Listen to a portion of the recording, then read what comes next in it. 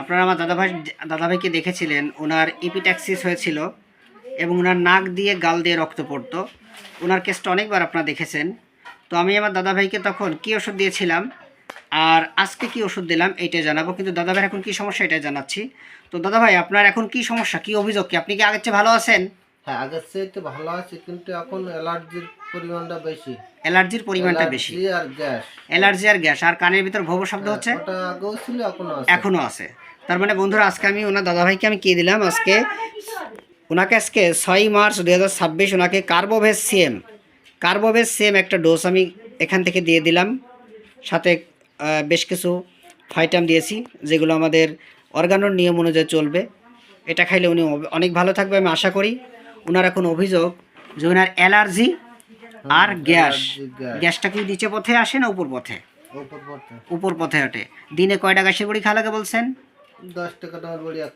10 টাকা দামের বড়ি খাইলে হয়ে যায়, মানে প্রতিদিন গ্যাসের বড়ি খেতে হচ্ছে, তাই তো? উপর পথে গ্যাস ওঠে আর গলার কানের ভিতর কি শব্দ হয়? ভবু শব্দ। এই তো অভিযোগ। আচ্ছা, আমি কেন ওনাকে কার্বোভেজ দিলাম, ওনার কেসটির আমি লিঙ্ক দিয়ে দেবো, আপনারা কেসটি দেখে নেবেন। অ্যালার্জির বড়িও খাওয়া লাগে। আচ্ছা, আমি আশা করি কোনো কিছু খাওয়া লাগবে না, আপনি ভালো থাকবেন।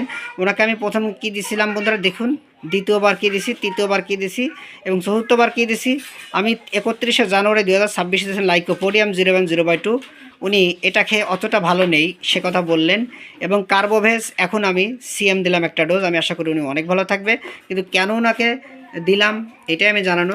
দাদাভাই, আগে আপনি একসময় প্রচণ্ড আকারে খাসির মাংস বা যে কোনো চর্বিযুক্ত খাবার পছন্দ ছিল, অনেক ভালো লাগতো, তাই না?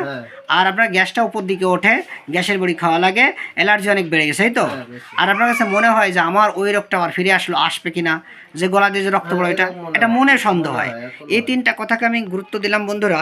আর বিশেষ করে ওনার যাবতীয় যে লক্ষণগুলো আছে আমি কেসটির লিঙ্ক দিয়ে দেবো, আপনারা দেখে নেবেন।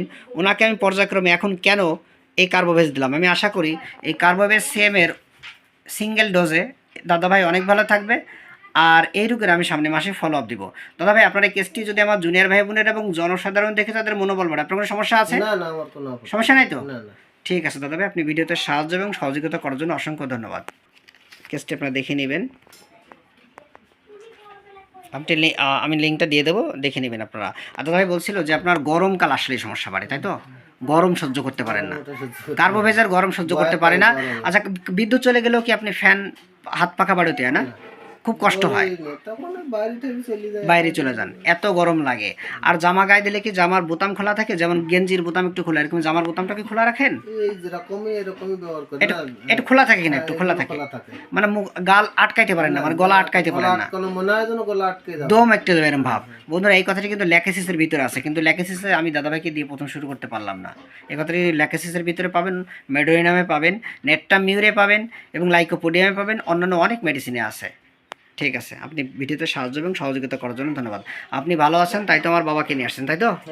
আপনার ছেলে তো? হ্যাঁ, আমার ছেলে। এই যে আমার বাবাকেও আমি দেখবো এখন।